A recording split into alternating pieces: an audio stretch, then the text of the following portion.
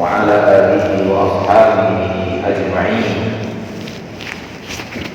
أشهد أن لا إله إلا الله وحده لا شريك له، وأشهد أن محمدا عبده ورسوله صلى الله عليه وعلى آله وأصحابه ومن تبعهم بإحسان إلى يوم الدين وسلم تسليما كثيرا. يا أيها الذين آمنوا اتقوا الله حق تقاته ولا تموتن إلا وأنتم مسلمون. يا أيها الناس اتقوا ربكم الذي خلقكم من نفس واحدة وخلق منها زوجها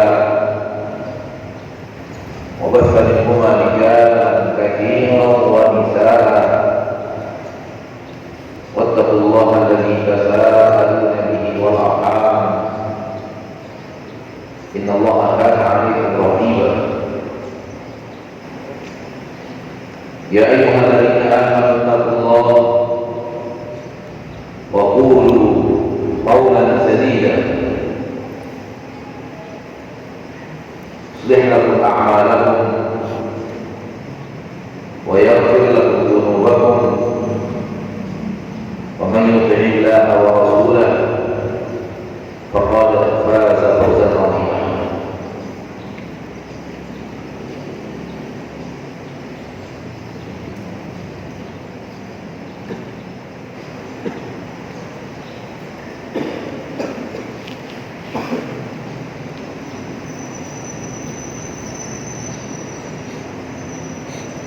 أما بعد، معاشر المسلمين معاشر المسلمات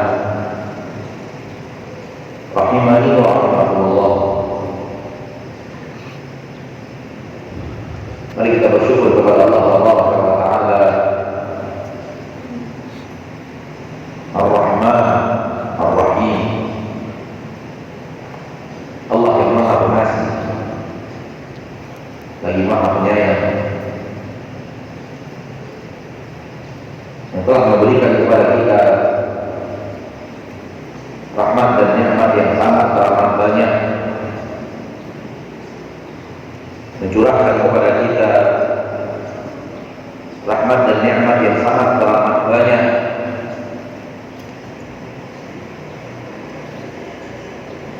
dan Allah pastikan saking banyaknya nikmat yang Allah berikan kepada kita, kalau kita akan menghitung nikmat-nikmat tersebut, kita tidak akan sanggup untuk menghitungnya.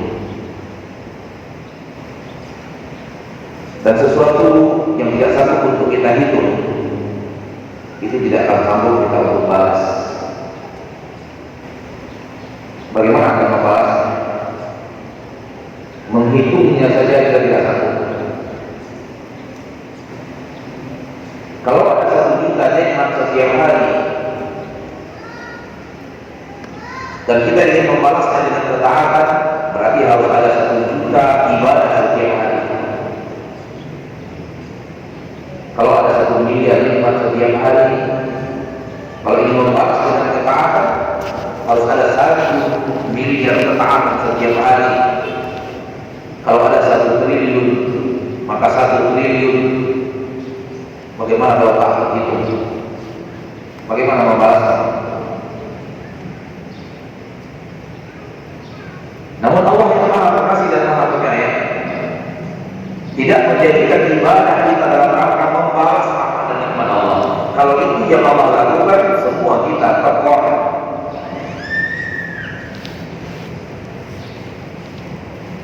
Karena rahmat dan nikmat Allah akan terbalas, karena Dia tak terhitung saking banyak. Bagaimana akan membalas? Namun Allah Ar-Rahman Ar-Rahim tak menjadikan sholat, tasbih, takbir, qiraatul Quran yang kita lakukan itu untuk membalas rahmat dan nikmat. Tidak sama sekali.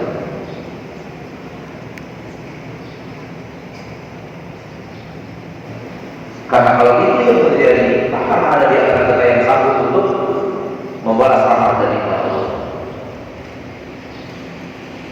Salam dan salam kepada Nabi kita tercinta, Rasul kita yang mulia, suri tauladan kita Nabi Muhammad bin Abdullah sallallahu alaihi wasallam, yang kita bangga menjadi umat Nabi Muhammad sallallahu alaihi wasallam. Beliau adalah manusia paling sempurna, manusia tanpa cacat, yang pernah hidup di permukaan bumi, dan manusia terbaik yang berkumpul dalam diri beliau seluruh kebaikan. Anda mau apa daripada kebaikan?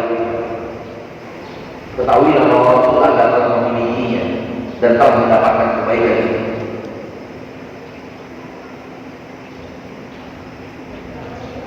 Beliau adalah manusia yang seluruh biografi hidupnya adalah suri tauladan,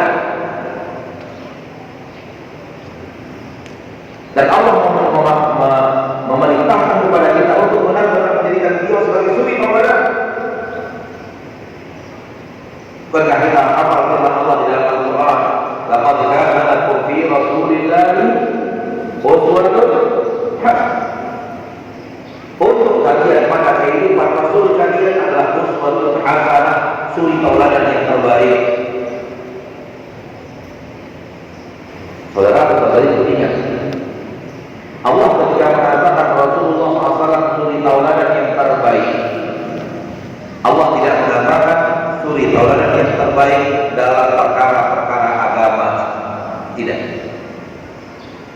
Namun Allah mengatakan suri tauladan yang terbaik, dan Allah tidak katakan dalam bidang agama. Berarti Rasulullah SAW suri tauladan terbaik dalam segala hal.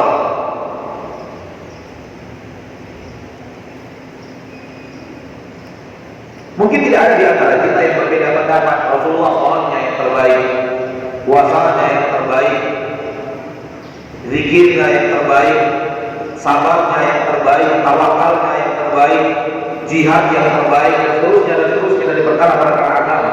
Mungkin kita tidak akan ada yang berbeda pendapat. Namun ketahuilah, tidak hanya itu. Karena Allah tidak mengatakan Rasulullah yang terbaik dalam perkara agama saja. Allah mengatakan Rasulullah itu yang terbaik dan selesai. Berarti semuanya. Itu artinya seluruh kebaikan yang itu adalah kebaikan dan diincar oleh manusia, kebaikan itu sudah ada pada diri Rasul kita tercinta Muhammad, sudah didapat oleh Rasul kita tercinta Muhammad SAW. Anda ingin mencari pemimpin terbaik di permukaan bumi, beliau adalah Rasul kita Muhammad SAW. Anda ingin mencari sosok suami terbaik di permukaan bumi, hanya satu nama, Nabi Muhammad SAW.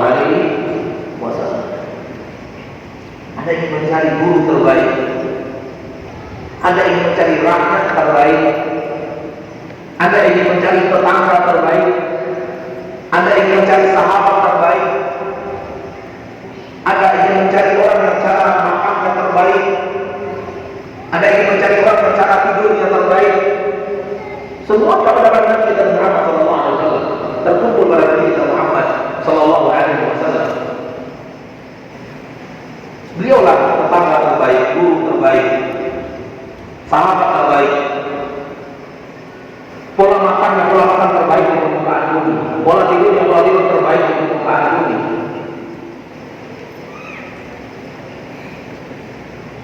Kesehatan beliau mengalahkan seluruh ahli kesehatan di permukaan bumi.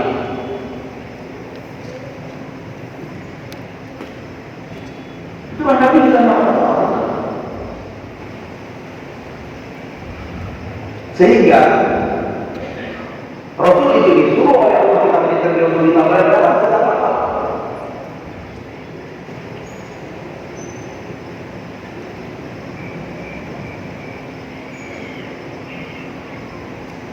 Saya memiliki seorang teman bercerita tentang temannya yang berangkat berobat ke salah satu rumah sakit karena penyakit yang dia alami, dan dia sontak terkaget di sana ketika dia awal rumah sakit itu. Di pintu gerbang rumah sakit itu tertulis dengan besar dan permanen sebuah kalimat yang membuat dia sontak dan kaget. Di situ tertulis, tak ada yang lebih buruk untuk kau isi penuh lebih daripada perut. Sekiranya harus diisi juga, maka isilah sepertiga dengan makanan, sepertiga dengan minuman, dan sepertiganya untuk bernafas. Di bawah tertulis bayi Muhammad.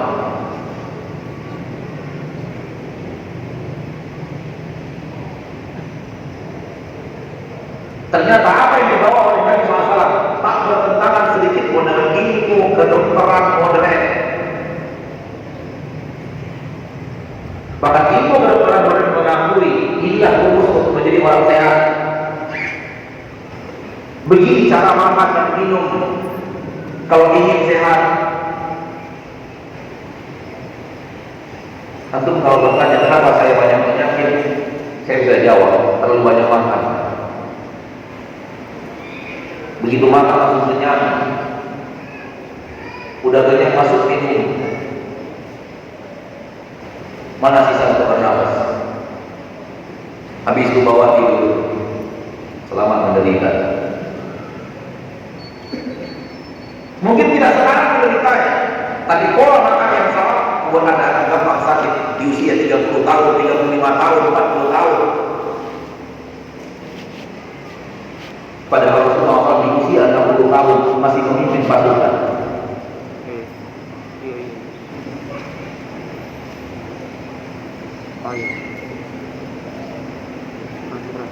Beliau di usia 60 tahun, di usia 50 tahun lebih masih berjalan 600 kilo.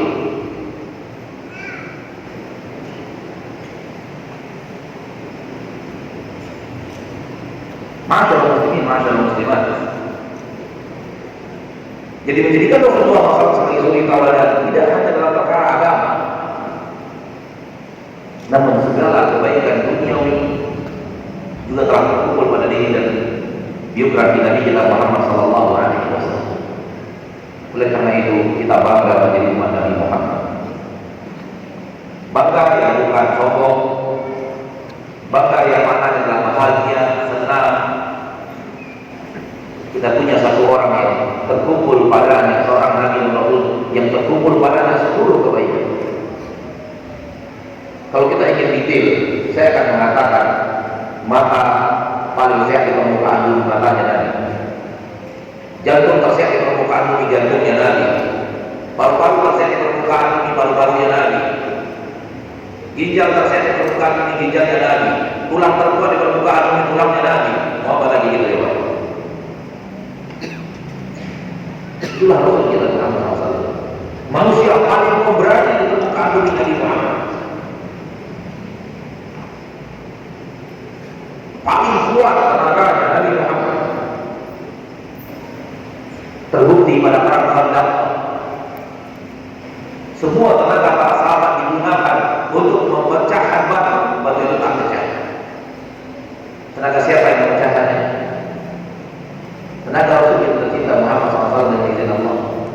Tidak hanya serta-merta karena beliau Nabi Allah tolong, karena memang beliau lelaki dengan tenaga terkuat.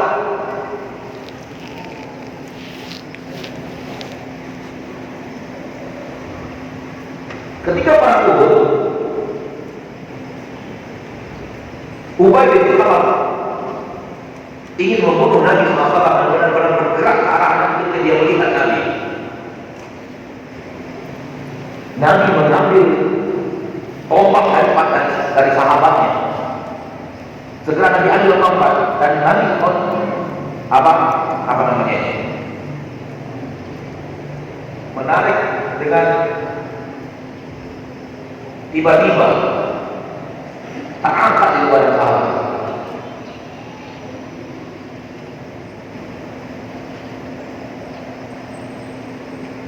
Begitu kekuatan Rasulullah Muhammad SAW tenaganya.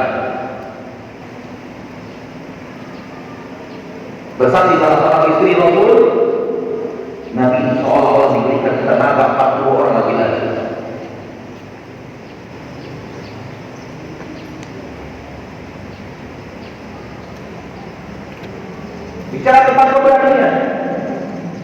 di perang Hunain tiba-tiba diserang dari tempat yang tidak diprediksi.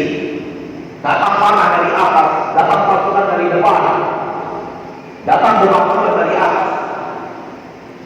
Manusia-manusia bernyali hebat seperti para sahabat mundur, Rasul kita maju.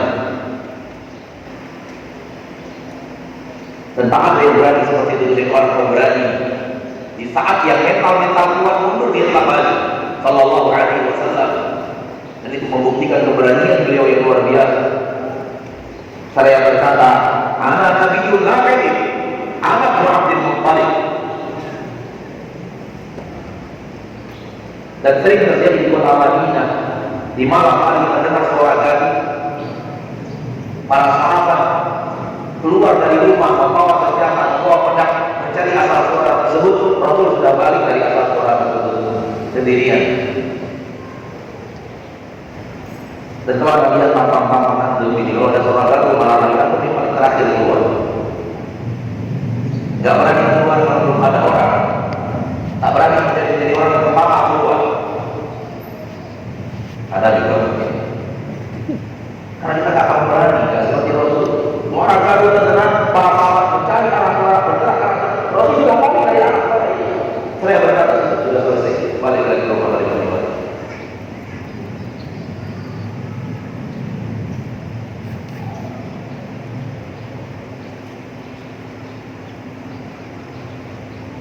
Intinya adalah Rasulullah yang terbaik yang terbaik. Kita bahagia menjadi umat Rasul dan berusaha ingin menjadi pengikut setia Rasul, dan kita ingin berpegang teguh dengan sunnahnya Rasul, dan kita berharap Allah menerima itu dari kita sebagai ketaatan, dan berharap di akhirat benar-benar berkumpul bersama Rasul sallallahu alaihi.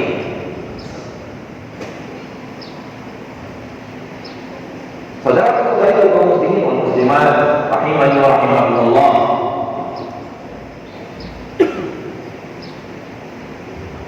Sering sekali manusia di permukaan bumi sekarang ini berpegang teguh dengan argumentasi kebanyakan.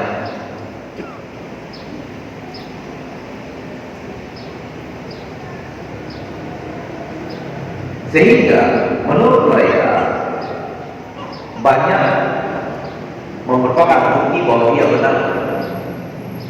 Buktinya banyak orang seperti itu.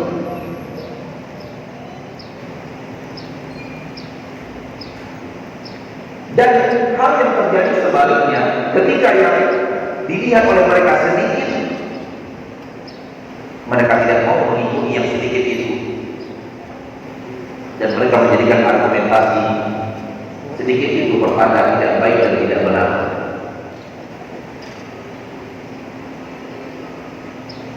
Dan ketahuilah bahwa ini sudut pandang yang keliru, dan bukan hanya sekedar keliru, bahkan super keliru.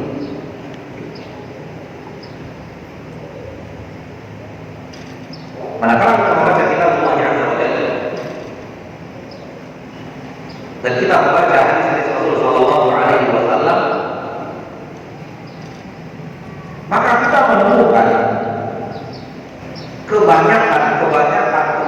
kebanyakan hidup di redaksi yang tercela. Dan kita akan menemukan sedikit itu redaksi yang terfungsi.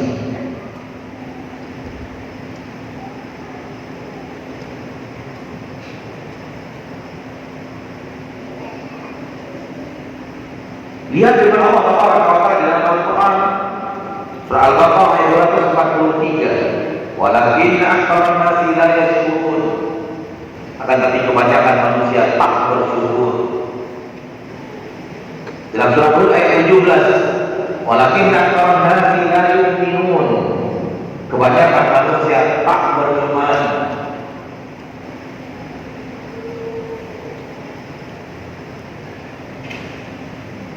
Fa'ama aktsarun nasi illa kufura, dan surah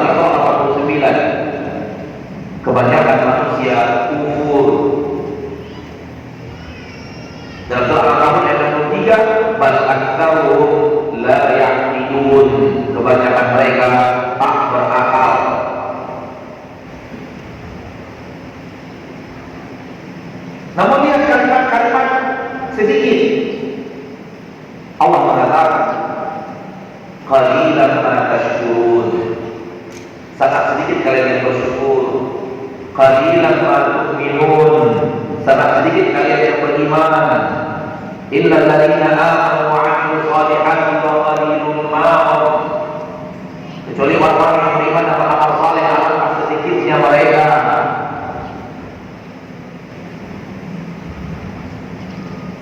Wa qalilun min ibadiy syakur, sangat sedikit dari hamba-Ku orang-orang yang pandai bersyukur.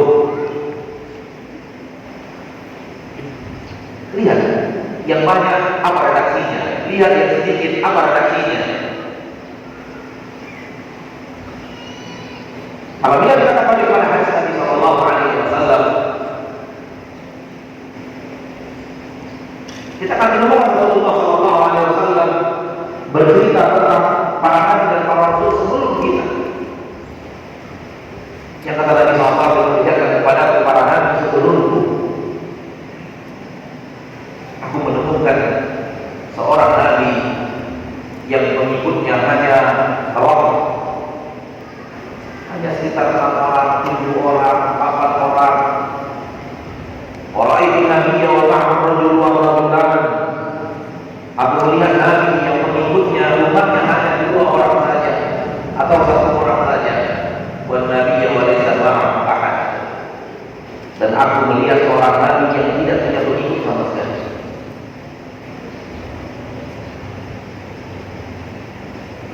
Ketika Nabi diutus oleh Allah, Nabi Muhammad SAW, yang beriman hanya 2 orang, 3 orang, 6 orang, 10 orang.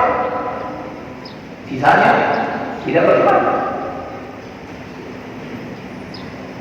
Iya, sedikit di redaksi yang terpuji, banyak di redaksi yang tidak terpuji.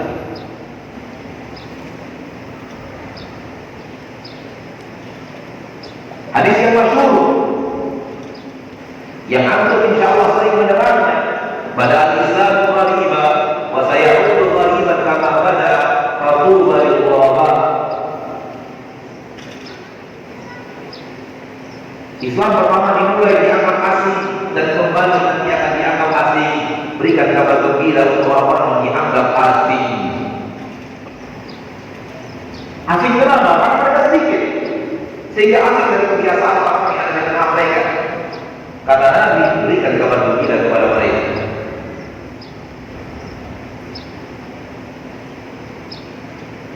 Baik.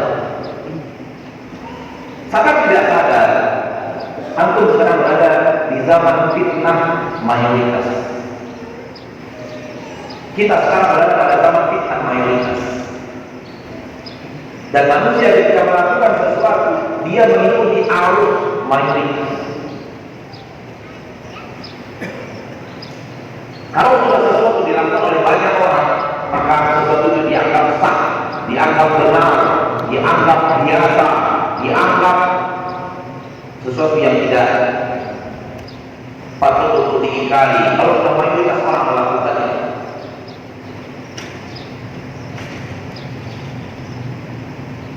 sehingga tidak ada takaran kebenaran yang bisa memisahkan mana hak mana yang baik. Kalau sudah kembali kepada takaran kebanyakan manusia, di dalam Al-Quran Al-An'am 116 ayat 116 dengan tegas Allah berfirman, wa in tuti' aktsara man fil ardi yudilluka 'an sabilillah. Kalau kamu ikuti kebanyakan yang ada di permukaan bumi, kalau kamu ikuti mayoritas yang ada di permukaan bumi, yang ada adalah yudilluka 'an sabilillah, mereka akan menyesatkan engkau dari jalan Allah.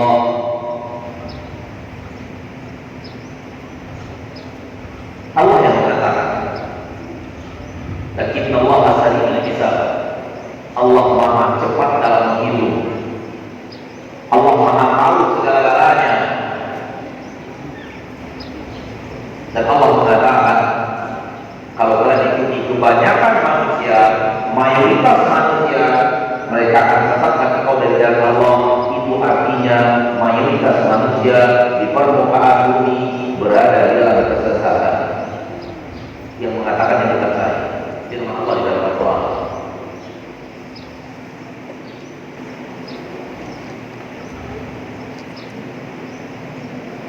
Lihatlah orang manusia itu di dalam serat, itu kebanyakan orang. Bagaimana orang di sekitarnya, bagaimana orang di sekelilingnya, bagaimana masyarakatnya, bagaimana kebiasaan yang ada di tengah mereka. Itu mereka itu.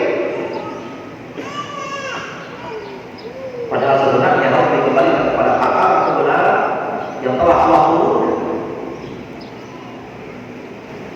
yaitu Al-Quran dan Rasul kita tercinta Muhammad SAW di dalam sunnahnya. Karena sebenarnya bukan banyak orang melakukan, sedikit orang yang melakukan.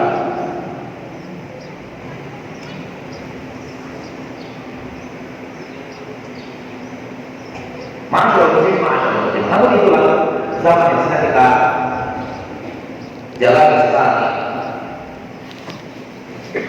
Di dalam Al-Quran surat At-Takatsur, Allah Taala berfirman, A'udzu billahi minasyaitonir rajim. Bismillahirrahmanirrahim. Ana yakin antum banyak yang hafal surat At-Takatsur.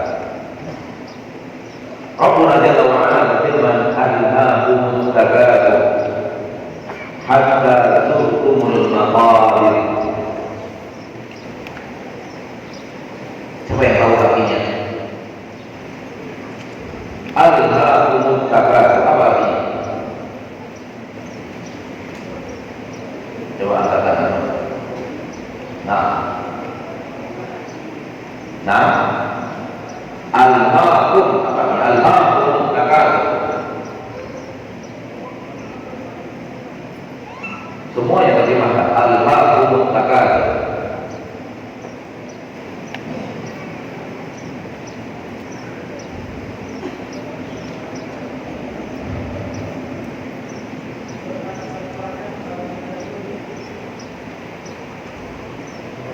Kurang sedikit.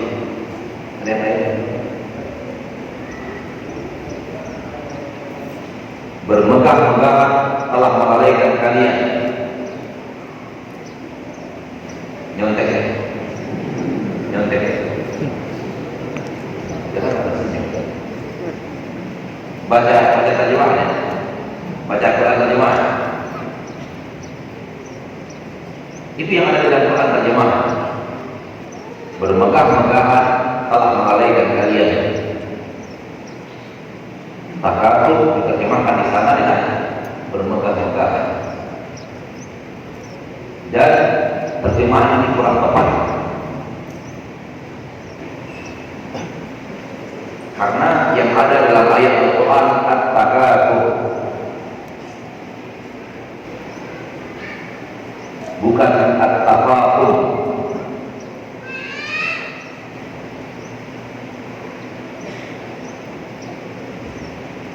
Kalau At-Tafakur bisa diterjemahkan dengan berpacu-pacu megah.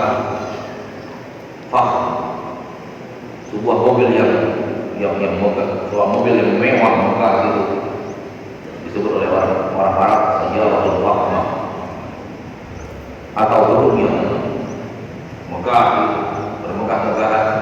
Diterjemahkan orang Arab bilang binaul fakhr. Allah tidak menyebut tafakur, tapi Allah menyebut at-takatsur. Dan at-takatsur dari kalimat katsir yang berarti banyak. Maka at-takatsur makna yang tepat adalah berpacu-pacu banyak.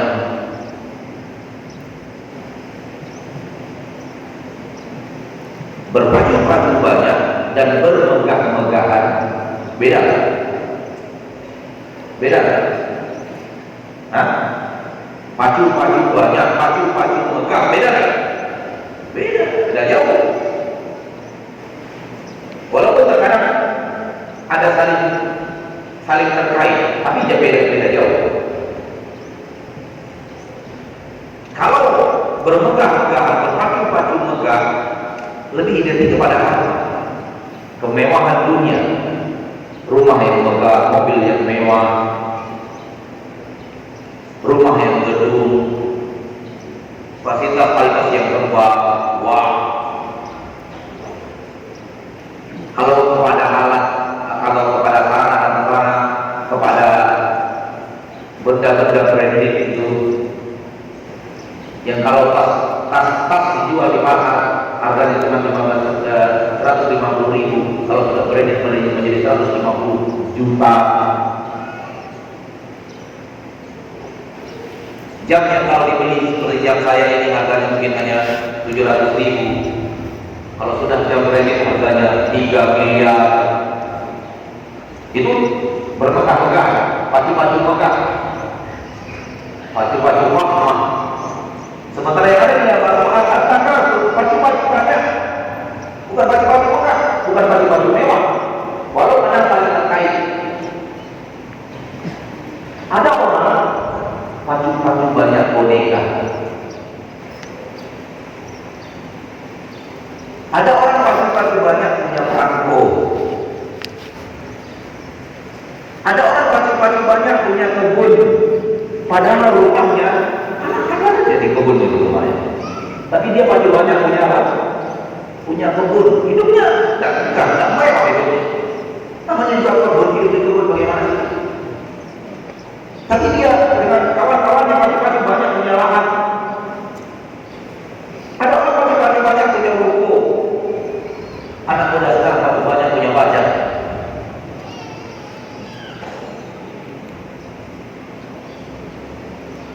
Playboy yang jempol. Itu juga pacu-pacu banyak loh, Pak. Dan itu masuk dalam ayat tadi.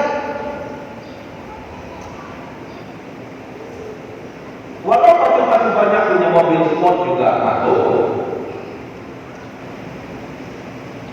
Pacu-pacu banyak punya kendaraan, moge juga masuk. Pacu banyak punya apa lagi? Bisa dia masuk kepada pacu banyak dalam hal yang mewah dan juga masuk kepada hal yang sepele. Dan hal yang paling konyol yang pernah saya dengar, orang yang pacu banyak mengumpulkan kantong mumpah pesawat. Pernah dengar kan? Pernah dengar? Oh, ada. Ini saksi. Ada. Oh, saksi. Ada orang pacu-pacu banyak mengumpulkan kantong plastik di pesawat untuk orang pernah tahu kan? Pernah di pesawat kan? Pernah ya? Pernah itu di depannya ada kantong tuh. Sekarang sebagai pesawat domestik udah nggak pakai lagi, menghemat biaya kan? Tapi dari dahulu bisa sering tahu itu ada kantong di depan. Kantong masih rapi ditaruh. Itu tujuannya untuk kantong muntah. Jadi tinggal buka, muntahkan, nanti ada apanya di dalamnya. Ada apa di agak keras itu bisa ditutup, bisa begini. Kantong muntah ini. Jadi ada orang ini pacu-pacu banyak punya kantong muntah pesawat. Itu apa coba? Sampai dia bangga, saya punya kantong muntah pesawat ulang alik NASA. Itu kemewahan kan? Nggak kemewahan, tapi masuk dalam ayat. Allah mengatakan anhakum takatsur, pacu-pacu banyak membuat kalian lalai, melalaikan kalian hatta zurtumul maqabir. Apa arti hatta zurtumul maqabir? Sampai kalian masuk ke dalam kuburan. Sampai kalian masuk ke dalam kuburan. Terjemahan yang kurang juga, terjemahan yang kurang tepat. Karena masuk kuburan harusnya hatta dakhaltumul maqabir. Karena masuk dalam dakhala yang dulu dalam bahasa Arab. Namun Allah tidak memakai kalimat dakhala yang dulu. Allah memakai kalimat zawa yazuru. Hatta zurtumul maqabir. Zawa yazuru ziyarah. Sampai kalian ziarah kubur. Apa maksud ziarah kubur? Ziarah kubur maksudnya sampai kalian masuk kubur dan akan keluar lagi dari kubur itu. Sehingga kalimat ziarah mengandung makna datang dan pergi, mendatangi dan meninggalkan. Betul ya? Saya tadi ziarah pemakaman. Apakah itu artinya masuk pemakaman dan keluar lagi? Yang namanya ziarah datang kemudian meninggalkan pemakaman, itu namanya ziarah.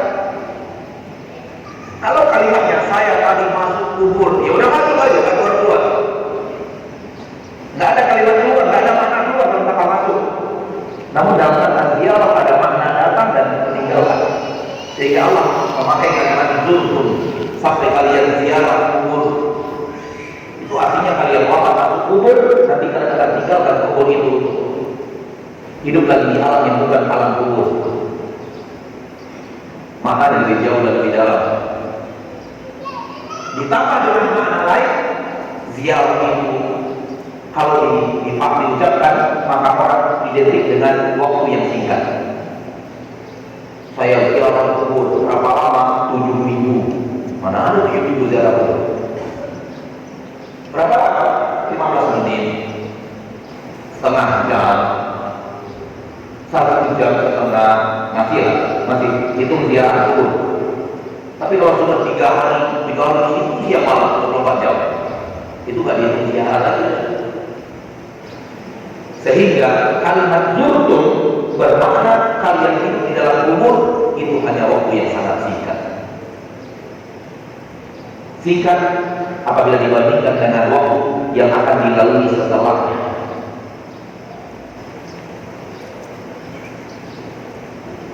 Antum tahu berapa tahun lagi di dalam kubur?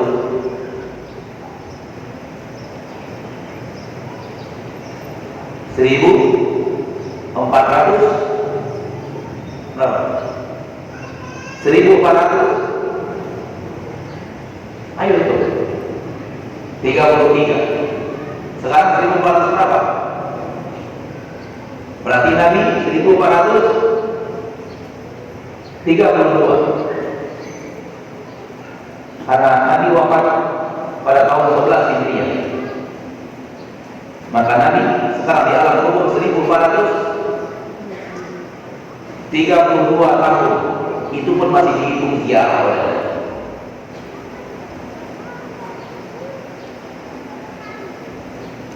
Karena ayat tadi turunnya di zaman Rasul. Jadi yang sudah 1400 tahun itu masih dihitung ziarah. Masih dihitung waktu singkat dan sempit, waktu yang tidak lama, waktu yang tidak panjang. Kita nggak tahu berapa tahun lagi akan kiamat, Allah nggak ada yang tahu. Dan semua yang berani mengatakan kapan terjadi dari kiamat manusia batil dan pendapat yang batil. Rasul dan malaikat itu tidak tahu kapan terjadi hari kiamat. Tahu kapan itu hari kiamat kapan terjadi? Dia katakan sekitar 50-60 tahun lagi. Nabi ditanya maka saat kapan terjadi hari kiamat? Nabi saya tak tahu, anda tidak tahu Jibril. Nabi dan Jibril tidak tahu, alaihi wasallam tidak tahu kapan terjadi kiamat. Siapa dia yang mengatakan kapan terjadi hari kiamat?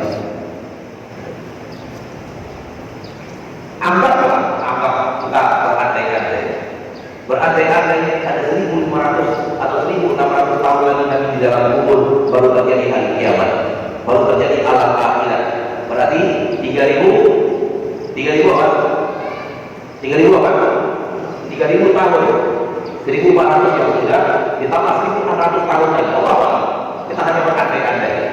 Kita tidak menetapkan waktu, namun sekiranya tambah 1600 tahun lagi. Berarti Nabi di dalam kubur berapa? 3000 tahun. Tetap dihitung ziarah oleh Allah. Pendek 3000 tahun. Kenapa pendek? Dibandingkan akhirat. Kehidupan abadi, tak ada batas akhir. Yang satu hari di akhirat itu, hitungan alam barzakh Nabi kita 1000 tahun. Hitungan kita sekarang di permukaan bumi 1000 tahun. Satu harinya akhirat 1000 tahun dunia. 1000 tahun alam umurnya Nabi SAW sekarang. Berarti kalau Nabi 3000 tahun di alam barzakh, itu Nabi hanya tinggal 3 hari di alam barzakh. Wajar kalau dikatakan ziarah saja. Kalau Nabi kita tercinta Sallallahu Alaihi Wasallam yang katakanlah 1400 tahun, 2000 tahun di alam barzakh itu dianggap ziarah, berapa pendeknya usia Anda?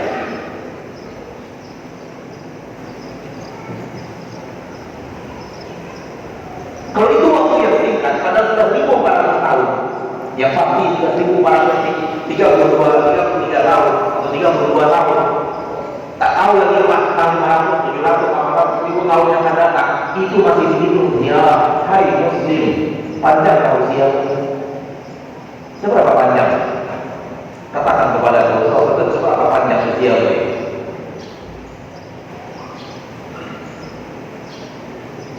Maka kalimat turun menunjukkan bahwa alam barzakh itu tak. Kalau alam barzakh tidak panjang, apalagi alam dunia.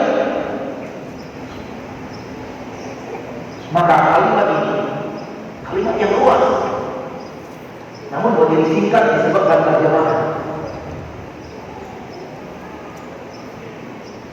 Dan ini kelemahan orang yang membaca buku-buku agama hanya dari bahasa penterjemah.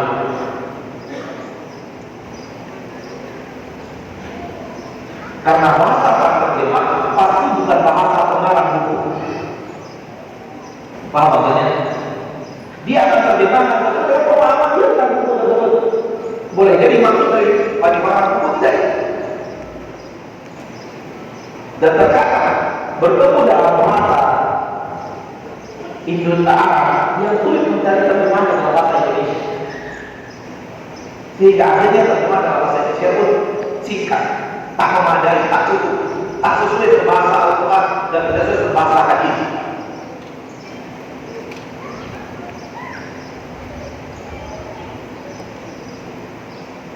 Mau contoh? Mau contoh? Kata Nabi SAW, apabila seorang wanita sudah haid, maka tidak boleh ada bagian tubuhnya yang terbuka kecuali hanya wajah dan dua kaf. Illa wajah wal kafain, illa wajah wal kafain, kecuali wajah dan dua kaf. Ayo terjemahkan dalam bahasa Indonesia. Seluruh tubuh wanita adalah aurat kecuali wajah dan dua telapak tangan. Ini dia telapak tangan, berarti ini aurat. Ya kan? Dalam bahasa Indonesia kecuali wajah dan dua telapak tangan, ini dia telapak tangan, ini tidak aurat. Berarti ini aurat. Salah. Karena dalam bahasa Arab semuanya dalam bahasa Arab, maka ini tidak aurat, ini juga tidak aurat. Karena dia tahu.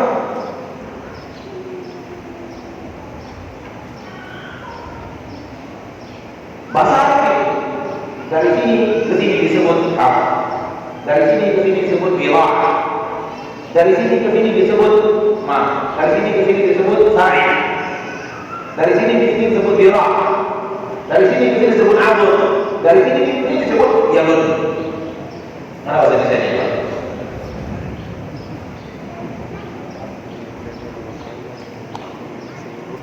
Ketika mereka membaca kitab, membaca hadis, terjemah dalam bahasa Indonesia tak bertertukas dalam bahasa Indonesia.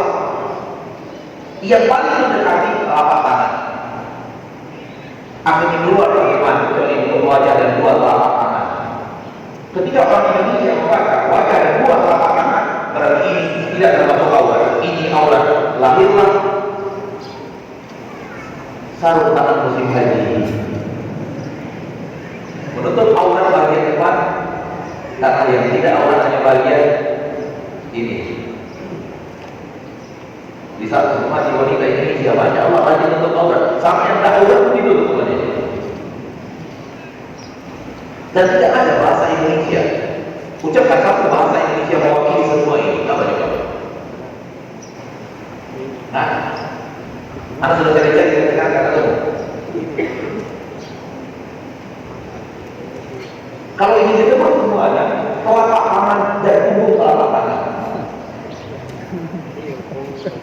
Namun itu dalam bahasa Arab cukup dengan kalimat kaf.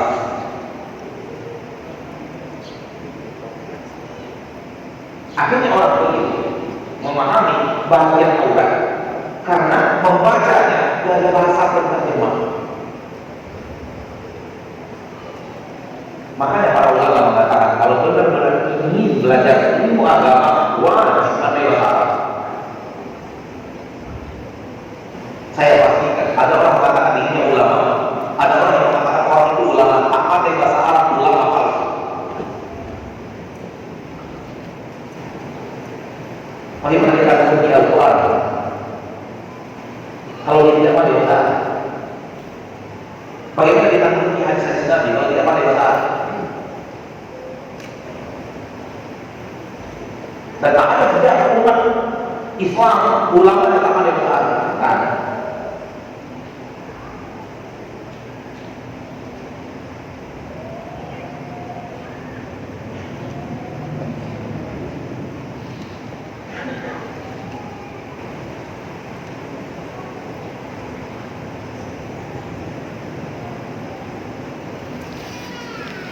bukan berarti antum tak pandai bahasa Arab tak mungkin bisa paham agama.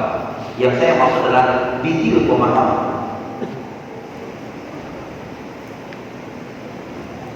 Agama itu tak terlalu sulit.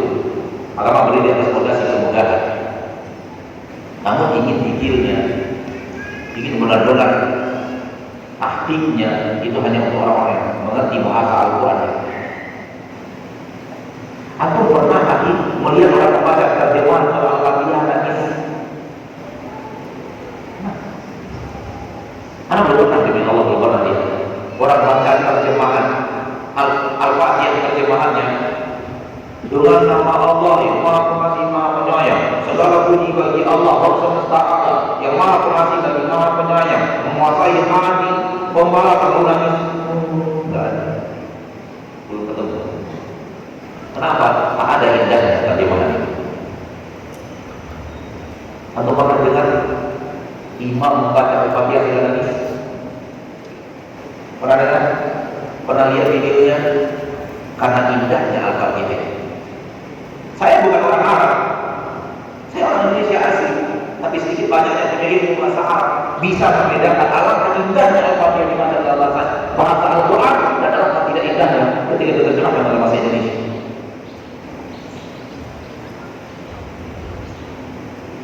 Maka hal yang aneh kalau ada kelompok manusia merasa dirinya mengerti ilmu agama, merasa dirinya ahli Al-Quran, namun ketika belajar Al-Quran hanya belajar terjemahan saja.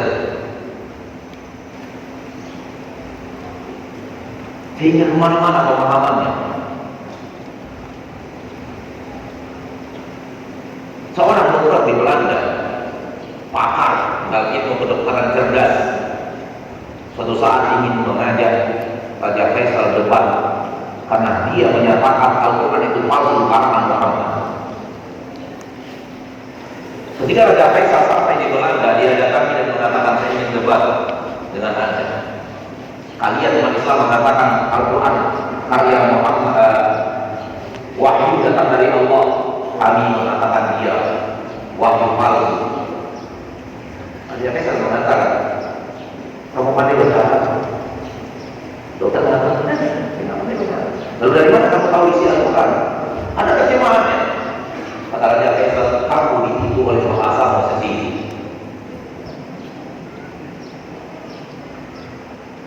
Dan saya tidak akan debat dengan sampai engkau mengerti bahasa Arab. Kalau mengerti bahasa Arab, debat tidak ada.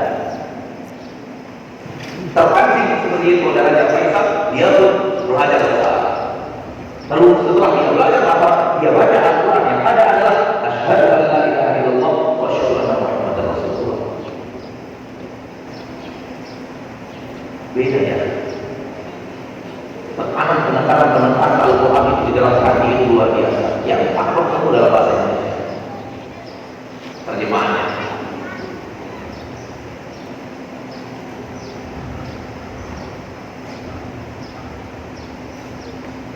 Masyaallah begini kalau muslimat rahimani wa rahimakumullah. Kembali kepada al-haq mutakabbir saja. Berpacu-pacu banyak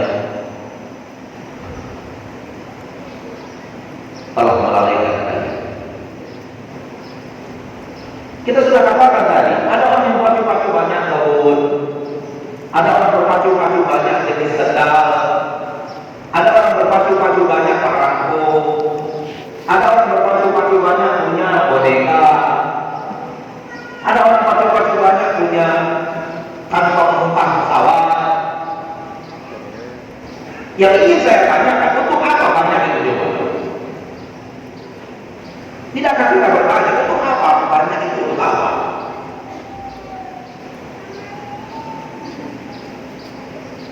Untuk apa banyak?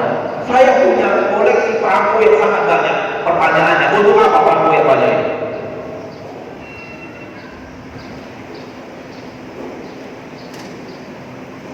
Saya orang yang punya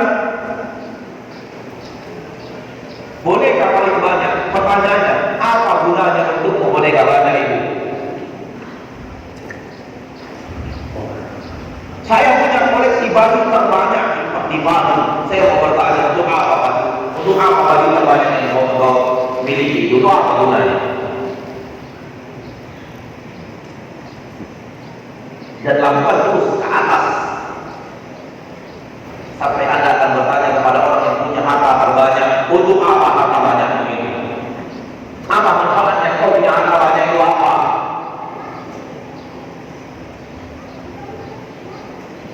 Mungkin Anda bisa memahami. Orang punya perangko terbanyak, lalu Anda terpahami untuk apa perangko itu? Dan Anda mungkin sulit untuk memahami. Orang punya uang banyak, bertanya untuk apa uang banyak? Dan sesungguhnya hal yang sama terjadi bagi orang yang punya uang terbanyak, sama dengan uang punya perangko terbanyak. Banyak tak ada gunanya.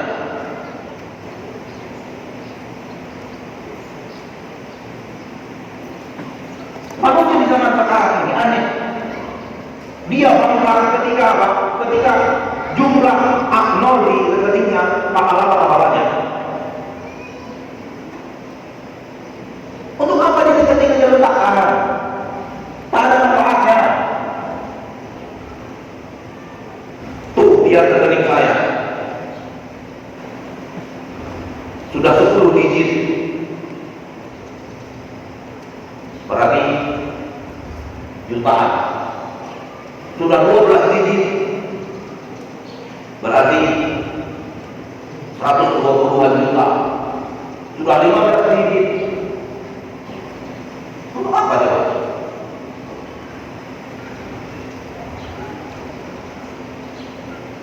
Untuk apa harta ditumpuk dan diletakkan di rekening, tak ada gunanya? Kalau Anda berikan uang, lalu Anda beli bermanfaat apa Anda? Anda berikan kendaraan, Anda pakai bermanfaat hartamu. Engkau berikan baju untuk Anda selalu pakai bermanfaat hartamu itu. Namun kalau letakkan di rekening untuk apa? Atau untuk berikan rumah, namun rumah yang kau beli jumlahnya 200, untuk apa rumah yang banyak itu? Apa gunanya? Mau dihuni semua satu malam, pindah-pindah itu nggak tidur ada satu malam. Punya kendaraan mewah jumlahnya 300, untuk apa? Emang sekali naik bisa ke 300-300-nya? Toh tetap saja naik satu kendaraan. Anda punya satu kendaraan, Anda katakan gunakan untuk alat transportasi, sama dengan orang yang punya 300 kendaraan. Cuma tetap satu kendaraan yang digunakan untuk alat transportasi. Lalu sisanya 299 untuk apa? Apa gunanya? Apa gunanya maksudnya? Manusia sekarang berubah-ubah, punya hal yang banyak, tak ada manfaat.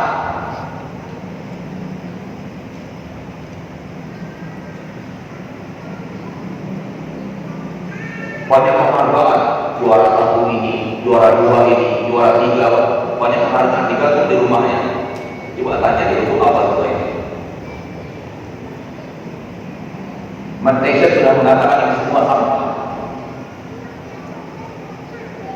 karena dia tahu sekarang apa itu sampah-sampah yang dia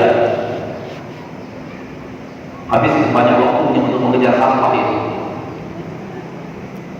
yang dia telah mengerti hakikat akan benda-benda yang dikejar manusia ternyata hanya sampah itu.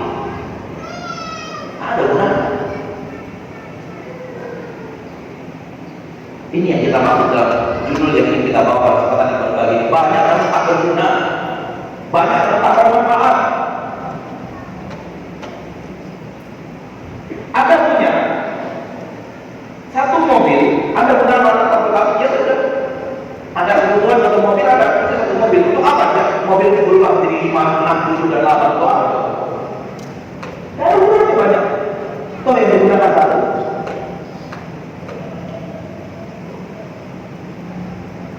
Namun dia sama sekarang bangga baru di garasi rumahnya ada 10 mobil mewah.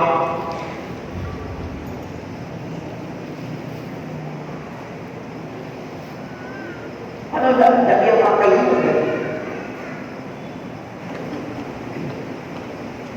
Hanya setiap hari dihidupkan dipanaskan, matikan lagi. Kalau memang Anda punya kebutuhan, lalu Anda punya beberapa mobil, boleh. Satu saya gunakan untuk kerjaan saya, 2 digunakan anak saya untuk ini, 3 digunakan istri saya untuk ini, dan semuanya akan berjalan seiring karena aku ini istri saya numpang saya numpang istri saya, tak bisa. Karena kondisi seperti itu, sehingga di rumah Anda ada 5 mobil, masing-masing ada gunanya, masing-masing dipakai tiap hari, tanpa ada masalah. Berarti mobil Anda bermanfaat. Yang saya katakan tadi, mobil yang nongkrong, yang hanya untuk dipajang, yang hanya untuk prestise, itu ada semua itu. Dan percaya tidak percaya, zaman Anda sekarang zaman fitnah di titik itu. Zaman Anda sekarang berapa fitnah? Manusia yang hebat itu kalau di rumahnya ada sekian 10 mobil. Padahal kemana-mana dia hanya pakai 1 mobil. Dan yang lainnya nongkrong.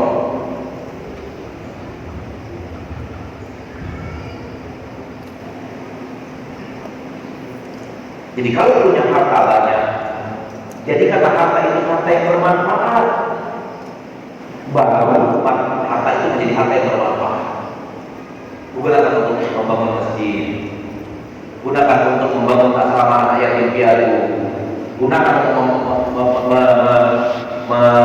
memberi makan orang-orang miskin, gunakan untuk memberi makan, memberi puasa orang-orang yang berbuka puasa Senin dan Kamis dan hari-hari Ayyamul Bid. Gunakan harta itu untuk apa lagi? Untuk fasilitas yayasan. Mungkin dia membutuhkan kendaraan, belikan dia kendaraan sehingga dipakai oleh umat, dipakai oleh dakwah, dipakai. Itu namanya harta banyak dan bermanfaat. Tidak ada masalah, banyak bermanfaat, tidak ada masalah. Anda punya duit 100 miliar dari rekening, hanya 100 miliar, untuk apa? Tapi kalau 1 miliar untuk masjid, 1 miliar untuk asrama, 1 miliar untuk ini, 1 miliar untuk radio ya, baru bermanfaat harta itu. Itulah Nabi kita SAW. Begitu punya harta, manfaatkan, sisakan sedikit untuk dunia. Begitu datang harta, pada Nabi SAW dimanfaatkan, sisakan sedikit untuk dunia. Begitulah kita Sallallahu Alaihi Wasallam. Kata Aisyah radhiyallahu taala anha, Rasulullah SAW tidak pernah mendapatkan harta yang banyak melainkan 10 hari harta itu habis dibagi-bagikan.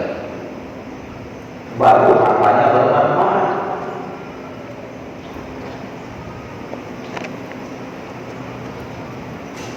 Sebenarnya beda Anda dengan orang kaya itu hanya beda beberapa angka nol saja. Anda punya 0 di rekening 9, dia punya 0 di rekeningnya 12. Paham maksudnya? Berarti antara Anda dengan dia hanya jarak 3 nol saja. Atau Anda punya 0 di rekening Anda 9, atau 6 di rekening Anda, dia punya punya nol di rekeningnya 10 dan 12, 10 dan 11 ya. Itu hanya antara Anda dan dia hanya jarak 5 nol aja. Nggak jauh-jauh banget. Apa yang dia makan? Anda bisa lihat. Di mana dia pindah? Anda bisa lihat apa? Dia beli sate. Ternama Anda tidak apa itu. Dia nginap di hotel A, Anda bisa nginap di hotel. Dia naik pesawat B, Anda bisa naik pesawat itu. Dia pakai baju yang Anda pakai, merek yang sama. Dia pakai jam yang Anda pakai, merek yang sama. Apa jarak Anda dengan dia? Hanya jarak 3 km yang harus dibakar-bakar. Kembali kita pada yang tadi. Allah menyuruh kita ketika kita memiliki sesuatu, jadikan sesuatu itu bermanfaat untuk kita. Dan hal yang aneh, manusia menumpuk, setelah dia tumpuk banyak, dia tinggalkan. Jadi dia harta yang banyak yang tak bermanfaat. Ini yang kita maksud bahwa banyak harta manfaat. Untuk apa banyak itu kalau tidak digunakan? Dan akan lebih paham kalau banyaknya itu adalah banyak kesesatan. Seperti yang tadi kita bahas di awal, kalau kau itu di akraman bil ardi wibuhan. Ternyata justru yang sedikit-sedikit itu yang dipuji oleh Allah. Namun kebanyakan manusia zaman kita sekarang malas menjadi orang yang sedikit itu, malu menjadi orang yang sedikit itu, tak pede menjadi orang yang sedikit itu. Ada rasa-rasa gak nyaman menjadi orang yang sedikit itu. Ada rasa-rasa ditertawakan orang, minder ketika dia menjadi orang yang sedikit itu. Harusnya dia bahagia. Kenapa? Yang sedikit itu yang dipuji oleh Allah. Justru yang banyak itu tidak bermanfaat. Dan kalau kita diberikan oleh Allah nikmat harta, gunakan harta itu untuk hal yang bermanfaat. Jangan ditumpuk-tumpuk. Gunakan untuk hal yang bermanfaat. Ada ajakan untuk membangun masjid, kita gunakan harta itu untuk membangun masjid. Ada ajakan untuk santunan anak yatim, kita gunakan harta kita untuk santunan anak yatim. Kalau diajak kemudian untuk membantu korban banjir, kita bantu korban banjir. Kalau digunakan diajak kemudian untuk membantu asrama yang dipiatu, berikan. Kalau dipanggil diajak untuk membeli ambulan, keluarkan harta untuk membeli ambulan itu. Agar harta yang Allah berikan kepada kita banyak dan banyak manfaat. Bukankah aksi gila? Setelah ditumpuk banyak saya ditinggal begitu saja untuk orang setelah dia mati. Dan itu kenyataan. Hadis Nabi SAW, "Lau kana ibni Adam wadiyan min dhahab, labtagha lahu dzalika, wa ma yamna'u jawab ibni Adam illa turab." Apabila bagi Adam punya 2 lembar emas, dia mencari emas yang ketiga. Untuk apa? Gunakan dulu 2 lembar emas ini. Gunakan untuk dirimu, gunakan untuk kebaikan dunia dan akhirat. Ini tidak ditumpuk, dicari lagi lembar emas yang ketiga. Begitu dapat yang ketiga mati. Itu nasib mereka yang menumpuk lalu meninggal mati. Maka lakukan seperti yang dilakukan para sahabat, berlomba-lomba di dalam menimpakan harta. Umar datang dengan setengah hartanya. Ketika diajak untuk berinfak untuk perang Tabuk, Umar pergi ke rumah, radhiyallahu anhu, mengumpulkan hartanya, ambil setengah dari harta diambil, serah kepada Nabi SAW dan mengatakan, ini setengah hartaku ya Rasulullah. Itu baru harta. Itu baru harta yang banyak dan bermanfaat. Setengah harta diinfakkan di jalan Allah. Dan saya selalu mengatakan kalimat setengah harta itu kalimat ringan di lisan, namun coba praktekkan kalau berada. Jangankan setengah simpanan itu, setengah yang di dompet aja banyak yang tak sanggup. Padahal kalau semua yang di dompet dikeluarkan masih banyak sisanya. Namun setengah di dompet aja banyak yang tidak berani. Apalagi setengah harta yang ada. Atau yang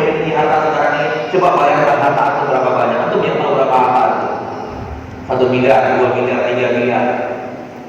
Kalau Anda punya harta 3 miliar, itu artinya 1,5 miliar Anda keluarkan lillahi ta'ala, sisa 1,5 miliar aja. Kalau Anda punya harta hanya 30 juta, berarti 15 juta diambil, dipangkas sisa 15 juta. Kalimat yang mudah di lisan, tapi tak mudah dalam pengamalan. Dan itu amalan berat. Umar berhasil melaluinya. Radhiyallahu anhu. Dan Umar merasa amalnya sudah besar, harta ini sudah besar. Kemudian dia duduk tidak jauh dari Rasul, ingin melihat apa yang dilakukan oleh Abu Bakar. Karena dia merasa, radhiyallahu anhu, merasa amalnya sudah besar, berhak dia ingin mengalahkan Abu Bakar. Mudah-mudahan dengan amalan besar saya bisa mengalahkan Abu Bakar. Tak lama Abu Bakar datang dan mengatakan, ya Rasulullah, ini semua harta yang ada. Ini semua harta yang ada, ya Rasulullah. Rasul bertanya, apa yang kau tinggalkan untuk keluarga? Kata Abu Bakar, aku tinggal untuk mereka Allah dan Rasul. Saya pasti tak berani mengajarkan untuk meniru Abu Bakar. Tak berani saya. Tapi saya berani mengajarkan untuk meniru Umar.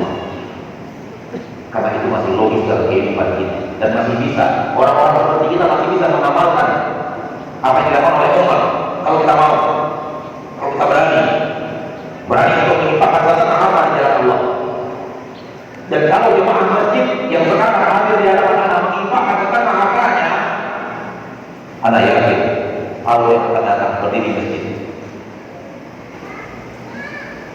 Namun permasalahannya kita tunggu persiapan anak sekolah, persiapan anak S2, S3. Padahal belum tentu anak sampai S2, S3. Tapi sudah dibuat persiapannya di buku. Padahal anak itu belum tentu hidup setahun lagi, 2 tahun lagi. Sehingga harta kedatangannya yang tak bermanfaat.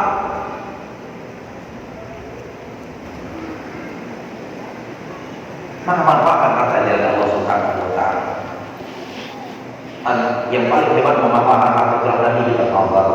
Begitu datang manfaatkan. Sisakan alat-alat untuk keluarga. Tak wajib seperti itu, namun yang bisa seperti itu hebat. Itu yang paling hebat dan paling mulia di Al-Quran. Untuk apa banyak kalau tidak ada manfaatnya? Antum yang punya baju banyak di rumah, Anda tak tahu berapa baju antum di rumah. Kalau antum punya baju misalnya 50 jenis, 50 buah baju, coba antum tanya, ada 50 itu berapa yang antum pakai dalam 1 bulan? Berapa buah yang dipakai? Kalau yang hanya dipakai hanya 18 baju, 20 baju, berarti ada 30 baju nganggur. Itu apa yang nganggur di lemari? Ayo infakkan di jalan Allah. Masih banyak saudara-saudara kita kaum muslimin dan muslimat yang membutuhkan baju-baju antum yang 30 yang jarang dipakai itu. Itu kalau baju antum 50, kalau baju 100 dipakai cuma 20, yang sering dipakai cuma 13, yang sering dipakai cuma 25, berarti ada 75 baju nganggur yang tak bermanfaat di lemari antum. Kapan akan dilimpahkan jalan Allah? Untuk apa dibiarkan nganggur di lemari? Sebentar saudara-saudari antum membutuhkan. Ini dia yang bisa saya sampaikan pada kesempatan yang baik ini. Semoga Allah Taala membimbing kita untuk menggunakan hidup kita di jalan Allah ridho dan Allah cinta. Dan ketahuilah bahwa tak ada mulia di dalam banyak kalau tidak bermanfaat dalam hidup kita. Utsman radhiyallahu taala itu benar-benar memanfaatkan hartanya dalam di atas ketaatan. Demikian juga